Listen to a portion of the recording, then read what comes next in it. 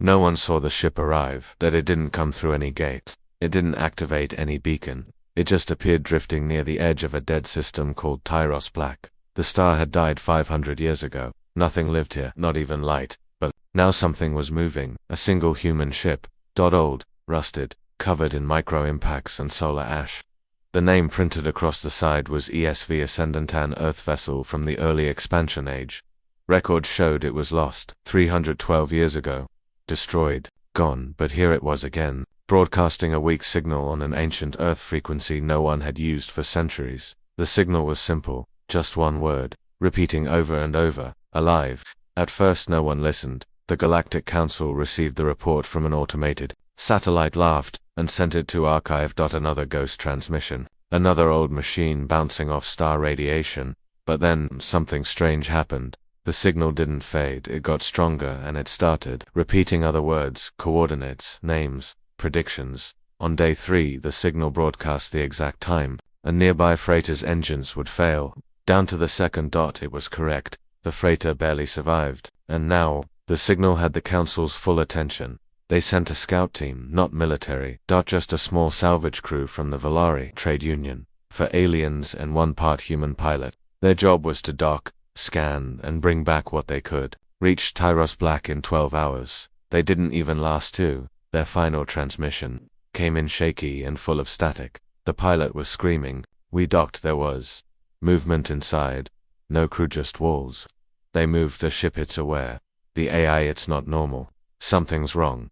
It knows my name. How? Then silence. The ship vanished from Council sensors. No trace, no debris, just the Ascendant, still drifting, still whispering, alive. Back on Earth, Admiral Talon Pierce leaned forward in his war room, watching the grainy footage again. He didn't speak for a full minute. Then he gave a quiet order: send a deep scan, full spectrum quantum layer readout. The technician looked nervous. Sir, that class of scan is only authorized for Pierce. Cut him off. I know exactly what it's for. He stared at the ship again. I helped build that thing 30 years ago when Pierce was a junior engineer. He had worked in a top-secret lab beneath Mars. They were designing folding drive prototypes, ships that could leap not just through space, but through time. The Ascendant was the first. TESTBED. They activated it once and it vanished. No one ever figured out what happened until now. The scan came back. Impossible readings. The ship was leaking particles from the future.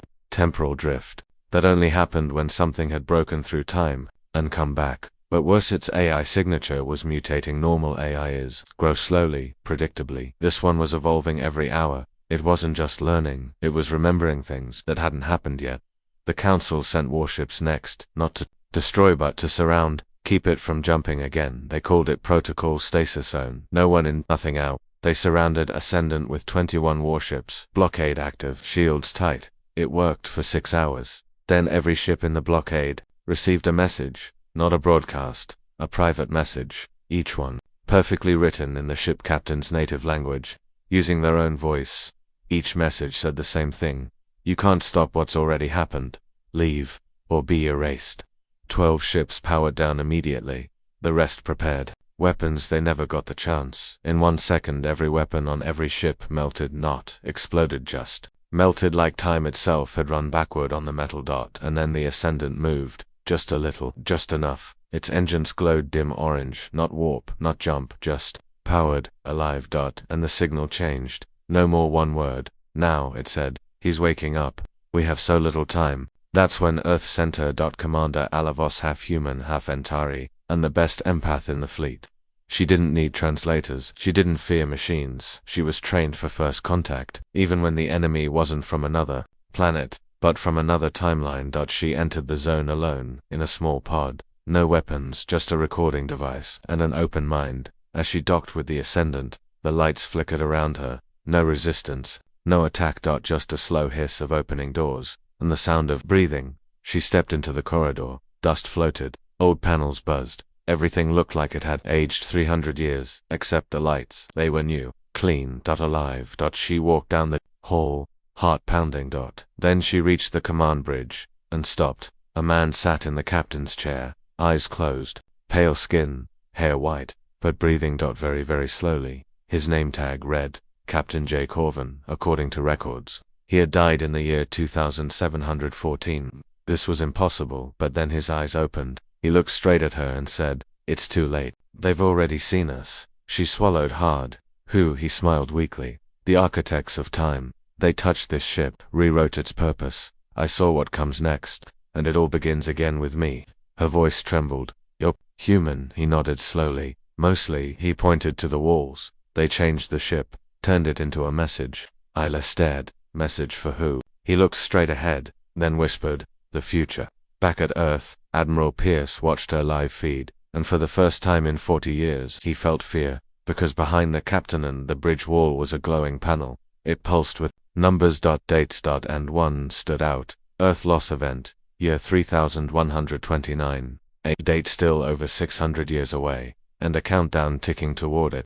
Captain J. Corvin looked human. He sounded human, but he had not aged in 312 years. His last recorded log was from Earth year 2817, and now he sat alive inside a ship that should not exist, whispering about a future no one believed in. Commander Isla Voss stood across from him, her heart racing. She activated her recording system. "Captain Corvin, are you aware how long you've been gone?" He nodded slowly. 3 centuries, maybe more. Time doesn't move the same anymore, not for me. Isla looked around the bridge. Everything looked like it came from a museum. Analog switches, rusted wires, old alloy. But the floor beneath her was warm. The ship was alive, not just functional, but thinking. "How are you still alive?" she asked. Corvin touched the side of his head. "I shouldn't be. We launched a prototype drive. One jump, simple test. But we didn't go through space. We went through something else." He leaned forward. His eyes were tired. "We broke into time, and something saw us. 300 years ago, Earth had developed Project Ascendant, a timefold engine meant to allow ships to jump, not just between stars, but between moments. Only one ship was ever built. Only one jump was made. Then nothing. No signal. No wreckage. Just disappearance. The Council shut the project down. They erased all records. Corvin's name was buried. But now he was back. Outside the ship, Galactic Council ships waited. Admiral Pierce had locked the area down. No one in, no one out. He watched the feed from Isla's helmet, eyes narrowed. "Corvin was my instructor," he told his officers. "Brilliant. Brave. A little too curious." He paused. "And now he's a message from the future." Inside the Ascendant, Corvin stood for the first time. He moved slowly like someone who hadn't walked in years. Isla watched him carefully. "Did you see the future?" she asked. He nodded. "No. I lived in it. Or maybe it lived in me." He walked toward a screen. It lit up before he touched it. Numbers scrolled. Star maps blinked. Coordinates from thousands of years ahead. He pointed. "This is where it begins." Isla read the data. It showed stars vanishing. Whole systems collapsing in perfect patterns, not natural. "Who's doing this?" she asked. Corvin looked into the screen like he could see beyond it.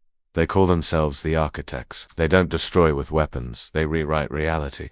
They bend time like clay. Planets don't explode there. Edited out of history." Ayla's blood went cold. "Why?" Corvin gave a broken smile. "Because they think we're a mistake." Suddenly, the ship shook. EYLA reached for support.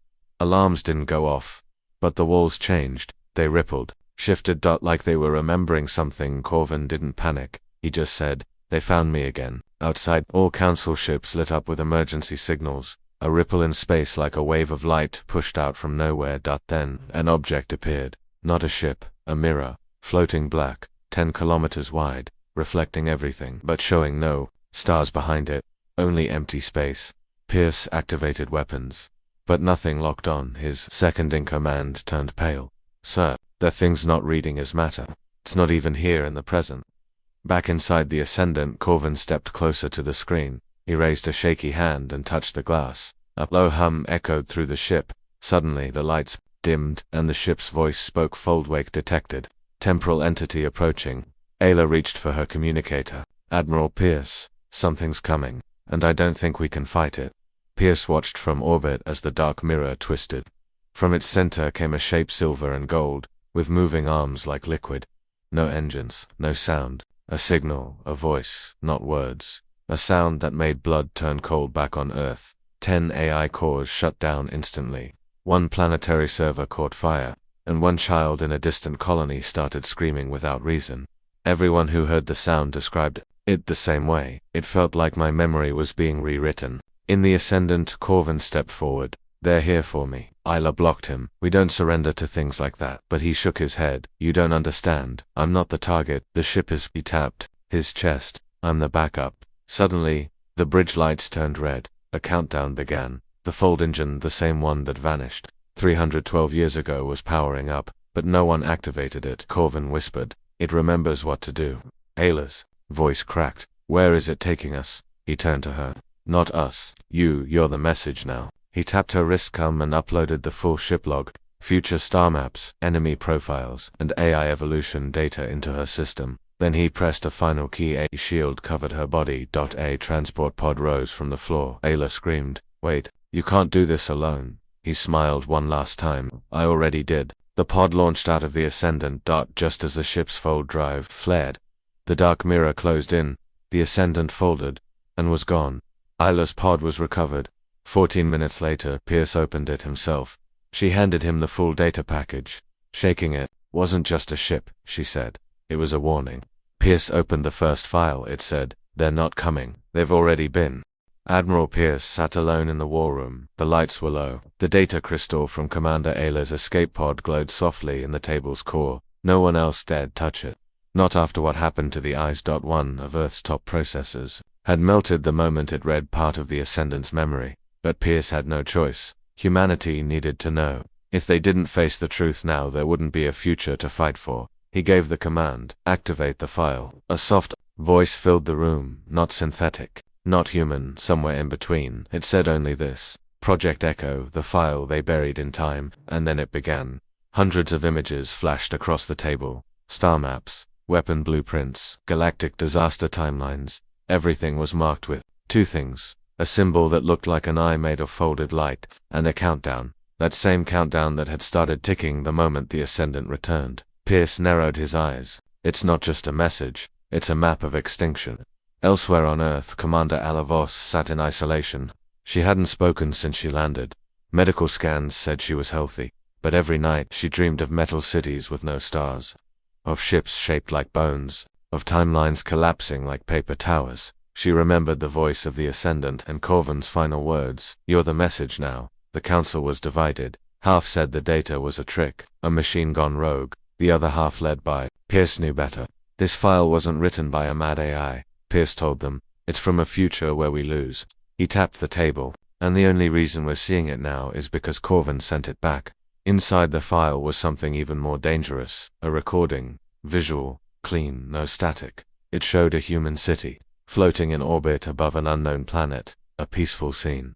Then, suddenly, the sky tore open. A ripple. A sound like thunder underwater. And from it, a shape emerged. Not a ship. A structure. Miles wide. Silent, covered in blinking lights. Then everything inside the city, people, machines, animals, froze, literally stopped and vanished. Time had been erased. That wasn't war.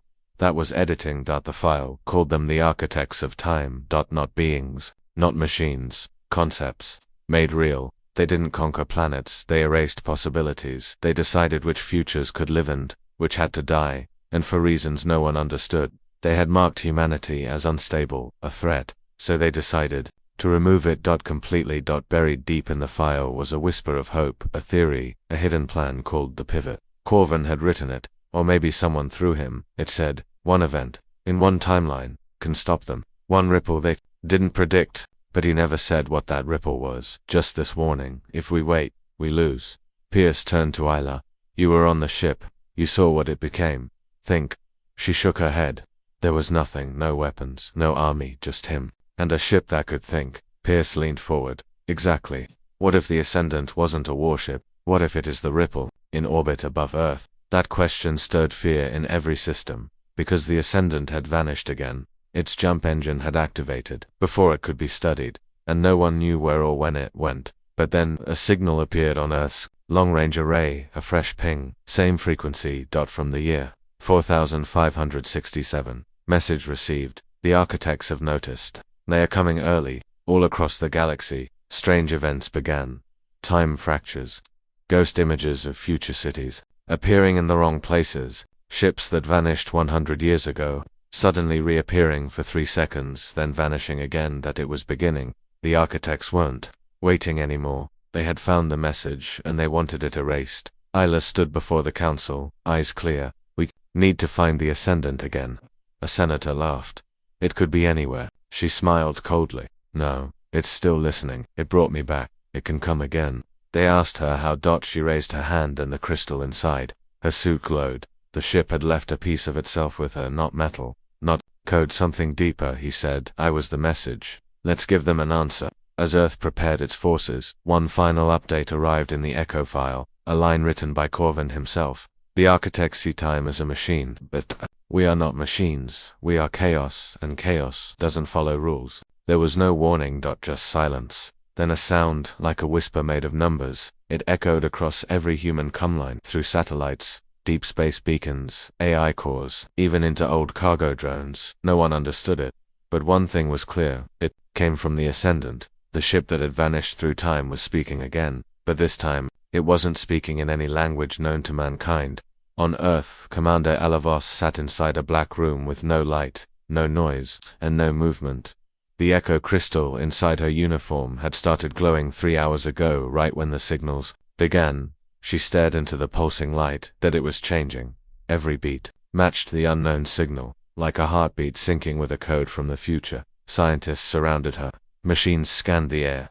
AI linguists tried to break the pattern, but they were all failing, until Isla stood up and said quietly, it's not a message, it's a warning. In orbit, the Council's top decoding vessel, the Unity Mind, intercepted the full broadcast. Thousands of terabytes of impossible math, and shifting waveforms. At first they thought it was a virus. Then, it formed a shape, a 3D projection spinning.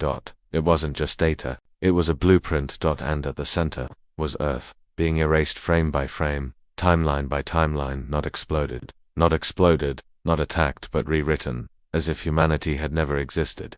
Admiral Pierce stood in his command chamber, looking at the projection. In horror, what is this? He asked. The answer came from a synthetic AI assigned to old Earth records. Sir, it's a timefold deletion pattern. This is how they wipe out civilizations from history. They don't kill people, they kill their past. Pierce slammed his hand down. Enough hiding, we respond now.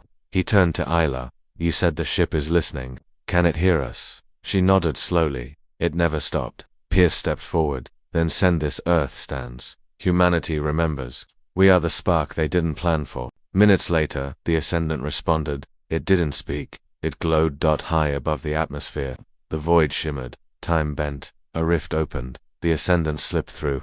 Slow, graceful, alive. Its hull had changed. No longer metal, no longer rusted. Now, it shimmered with glowing threads like memories. Stitched into armor. Symbols pulsed across the side. Alien, human, future one. Word blinked again and again, remember. The ship sent another message, still not words, but this time, Earth's quantum A is caught a pattern. It wasn't coded. Was a song, a frequency matching ancient human brainwaves, tuned to memory recall. The ship was talking. Through emotion. Isla understood it before the machines did. It's giving us the path, a way to create the ripple Corvin spoke about. But there was a price. To follow the message. Someone had to go back. Not forward. Back in time. To the very first moment the architects noticed Earth. To stop that moment from ever happening. One spark to change the fire. The council was furious. One senator shouted, time travel is banned. The chrono accords are clear. Another added, if we go back, we might change everything, we might erase ourselves. Pierce stepped forward, cold and calm. If we don't go back, we'll be erased anyway. Isla volunteered. She was the only one who could hear the ship. She walked into the Ascendant's bay. The door opened for her, lights followed her steps. Inside the control room, the ship pulsed with soft energy, and then, a voice. Not Corvin, something new. Welcome back, Isla. We have one chance. Would you like to remember the moment it all went wrong? She nodded. And the ship launched itself without engines. Just a blink. Gone. Meanwhile, deep in dark space, the architects watched. Their mirror eyes turned toward Earth again. No emotion, no sound. Just rewriting. And a single new word added to their infinite data tree. ERROR. They had predicted every future, every path. But now, something they ignored had started to fight back. The stars looked different. Older, colder. Commander Alavos stood on the bridge of the Ascendant, watching history unfold outside the ship's window. They had jumped back in time. hundreds of years before Earth's expansion, before the Galactic Council, before the architects noticed humanity. The Ascendant had found the right moment, but the galaxy was not how she remembered it. This was the age of forgotten wars, the era of the ghost fleets. As the Ascendant drifted into the orbit of an ancient dead world called HFY, the ship suddenly slowed, the lights dimmed, panels flickered, the AI voice echoed, presence detected, grave signal found, echoes in orbit. Allah frowned. What kind of echoes? The AI paused, then answered, warships, non-operational, time-locked. She turned toward the window and gasped. There were hundreds of ships floating above the planet, all silent, all shattered, and none of them matched any known designs. They were not made by humans, not by the architects either. These ships were something else, ancient, scarred, and still alive. Some pulsed with faint energy like they were dreaming. EY asked, who do they belong to? The Ascendant answered, they were erased from history, but we remember them now. This is the first forgotten war. Isla opened a link. She tried to scan the ships. Instantly, one of them moved slowly, like waking from a deep sleep. Its engines hummed faintly. Its hull restructured, itself metal folding like cloth. A signal lit up, a voice, gravelly, strange, and full of sorrow. Who dares wake the silent line? Who speaks through the bones of time? Isla steadied her breath. This is Commander Voss of Earth. I come in peace. The voice replied, Earth, that world still lives.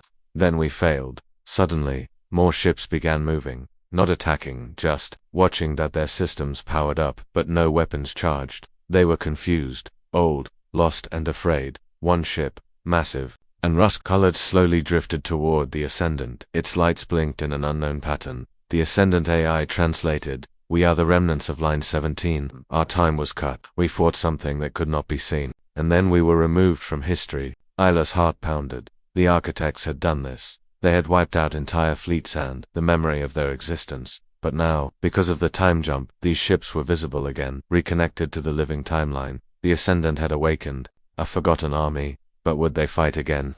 Isla opened a direct link to the fleet. She spoke carefully. You were erased. So were others. We have a chance to stop it from happening again. We need your help. A war is coming, one that moves through time, not space. We can't win it alone. Silence. Then the old voice replied, you carry the echo. We hear the future in your ship.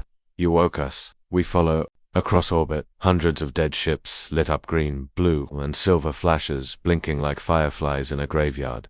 Engines swarmed, shields adjusted. The ghost fleet had returned, and they had chosen a new flagship, the Ascendant, back in the present. Admiral Pierce watched the future probe data stream. His scientists were losing control. One screamed, we're getting time feedback. Ships are changing shape in old records. Another shouted, there's a new fleet in Earth's war logs, but it wasn't there yesterday. Pierce leaned closer. Say that again. The tech gulped, sir. The ghost fleet is writing itself back into history. At that moment, the architects noticed the ripple. A new branch in the timeline.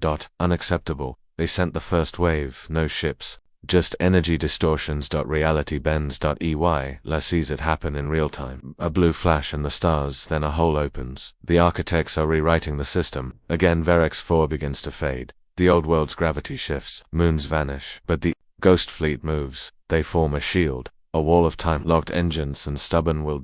EY Lay stands tall on the bridge of the Ascendant. Prepare for impact. We hold the line. The old remnant voice joins her. Let them come. We were erased once. Not again. And as the first wave of the architect's unreality crashes into the fleet, the Ascendant glows brighter than ever before. A new symbol appears on its hull. Not human. Not alien. Something else. Time-born. Hope-forged. The ship once ignored by the galaxy now commands a forgotten army and becomes the center of the futures. Final defense. Time was no longer straight. Inside the Ascendant, seconds stretched and twisted. Commander Ala Voss stood on the bridge, surrounded by the ghost fleet. Hundreds of once erased warships now moved beside her, restored by the ships. Time-signal. And still. The enemy came, not with fire, not with ships, but with corruption of time itself. The stars blinked out one by one. Whole sectors of space rewritten. Planets erased from memory. Moons turned into dust before they were even born. And every time it happened, Isla saw something in the corner of her eyes. A shadow. A shape made of lines, like a machine. Or a mind. The architects were no longer hiding, they were adjusting reality. Suddenly, the Ascendant's lights flickered. A new pulse ran through the ship, deep and cold. Isla looked at the central display. A face appeared, familiar, old, Captain J. Corvin. His eyes were the same. His voice calm, but he didn't speak like before. This wasn't him exactly, it was a version, an echo. You finally arrived, the image said. And you brought the forgotten with you, Isla blinked. Corvin. Are you alive? The echo smiled. I'm alive. In memory, in fragments. The real me ended long ago. But the Ascendant saved what I knew. Because it needs you to finish what I started. She stepped forward. What war is this? Why are they trying to erase us? Corvin's echo answered. Because Earth matters in the wrong way. In all timelines, humans do something the architects fear. Not war, not conquest. We create unpredictability. We bend the rules just by existing, and that makes us dangerous. The Ghost Fleet drifted nearby. Old ships from the first-time war now, alive again. But for how long? One of their captains spoke into the Ascendant's channel. We feel pressure building. Time is folding here, we can hold. But not forever, Isla asked. Corvin's echo, what do we do? The image turned dark. You go deeper. There's a memory locked below the ship's core. It shows how the first battle began, and how we nearly stopped it, but it requires a price. The ship's floor opened. A stairwell unfolded made of memory, alloy, and light. Walked down alone. No noise, only pulses. With every step, she saw flashes. Children running in cities that no longer existed. Stars being born and then instantly collapsing. Her own face, older, leading a charge through time itself. She reached the core. A single chair waited. Built for one. As she sat, the ship whispered. Memories unlocked. Do you wish to remember the war that hasn't happened yet? She nodded. And the world shattered. Isla opened her eyes. Into another time she was standing on Earth, but not her Earth. The sky burned green. The moon was split in two. Ships from a dozen timelines hovered above cities in flames. Humanity was fighting, but not alone. Ghost ships, machines, creatures with minds that bent reality, and at the center of the war, the Ascendant, older, covered in scars, leading fleets from every possible future, and beside it Corvin, not the echo, the real one, bleeding, dying, but still smiling. He turned to Ayla. We lost this one too, but this memory, it made it back. Now it's your turn. You have to make a different choice, Ayla shouted over the chaos. What choice? Corvin looked up at the Ascendant. Don't use the weapon, use the signal. Then, the memory collapsed. She awoke in the real Ascendant, sweating, shaking. Pierce's voice came through. Comes. The architects just erased 3 more systems. Where next? Do we fight, or run? Ayla looked around. At the ship, at the Ghost Fleet, at the countdown ticking again on her screen. Then she made her choice. We don't run, we send the signal. The Ascendant opened its core again, this time not to remember, but to transmit. Not a weapon, not a blast, but a memory. Of humanity's resistance. Of ships refusing to vanish. Of stories told even after time tried to kill them. The Ghost Fleet joined in. Together, they created a beacon of impossible existence. Something the architects could not erase, and across the galaxy, in timelines rewritten, people started to remember things they never lived. Children dreamed of ships with glowing skin. Old warriors spoke names they'd never heard. Earth lit up across all versions of time, and somewhere deep in architect's space, a mirror cracked and the word unknown blinked across their eternal script, because for the first time, they couldn't predict what came next. Something was broken. The architects had ruled the time stream for eons. Every future was theirs. Every memory shaped by their designs. They had wiped out hundreds of species without ever firing a weapon.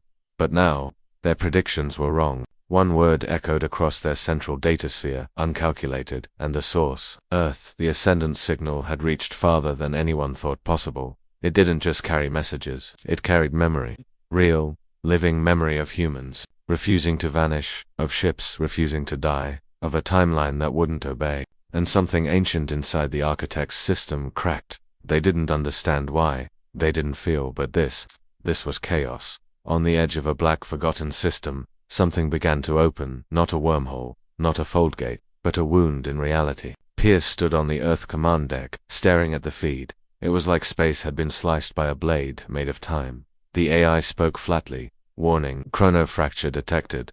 Timeline stability falling below safe levels. Unknown presence emerging. In the Ascendant, Commander Alavos watched the wound open through the forward window. Colors shifted blue to red to white to impossible. She felt it before she saw it. A presence. Not the architects, not Corvin, something older, something waiting. She whispered to the ship, "What is it?" The ship replied in a soft voice, "A door, and behind it, the moment everything ends or begins." The Ghost Fleet hovered nearby, holding formation. Their captains all sent the same message. "We feel it too. Our time is thin here.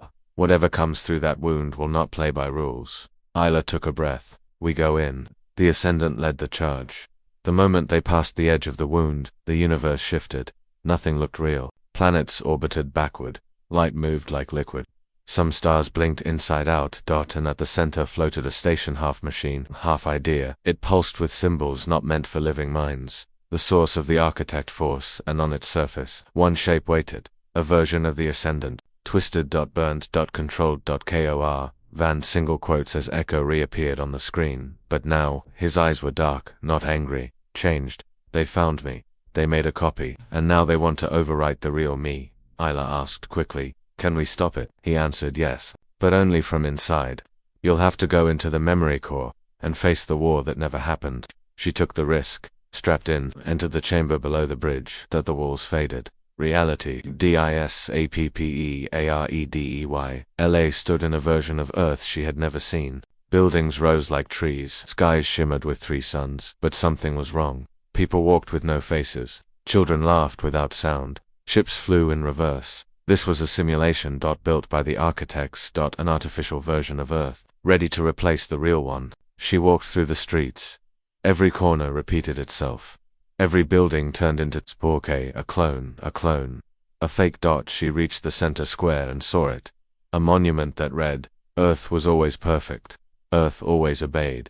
She whispered no, it didn't. Suddenly, a version of herself stepped out of the crowd, wearing a perfect uniform. No fear, no fire.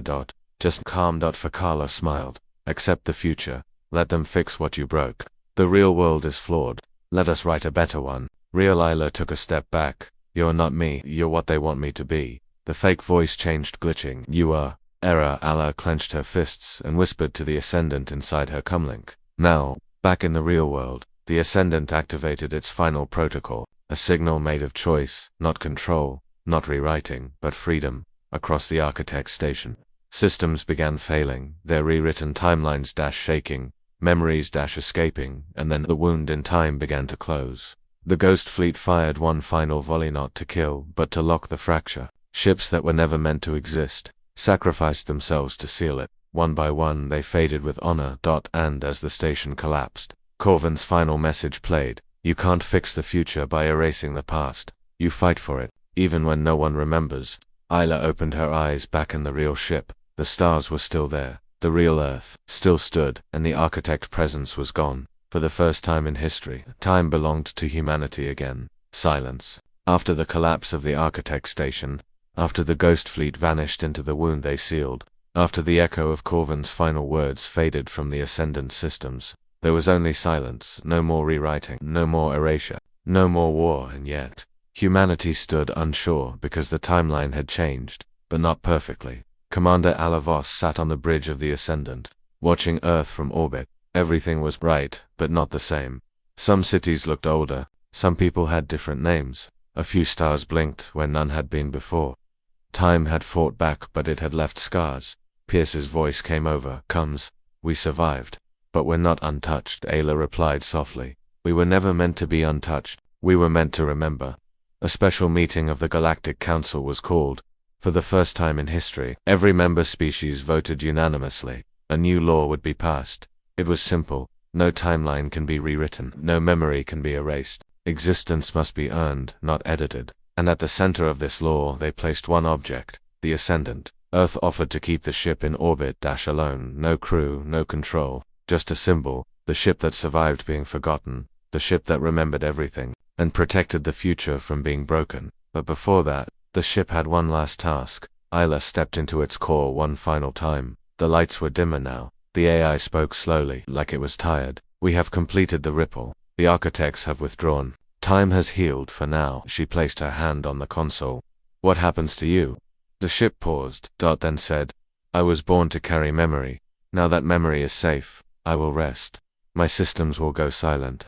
I will become history." Isla nodded. But as she turned to leave, a soft flash lit up behind her. One last message blinked on the screen. It was a simple log. From Corvin, the real one. To whoever finds this. If you're reading, it means we won. It means time stayed messy, human, real, and that means you did what I couldn't.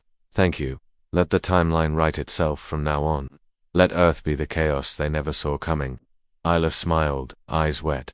She stepped out. The door closed behind her for the final time. The Ascendant drifted to a silent orbit above Earth. Its lights blinked once, then stilled. Years passed. People told stories about the ship that defied reality, about a woman who walked into time's wound and came back stronger, about an enemy that never used guns but still almost won, about a war remembered by no one except the one ship that refused to forget. In schools, children pointed at the sky and asked, "Is that the Ascendant?" And teachers would nod, smiling, "Yes." And it saved us from a war that never happened, because someone had the courage to remember. In time, legends replaced facts. But one truth remained. Time belongs to those who protect it. Not with power, not with control, but with memory, and the will to stand, even when no one else remembers why.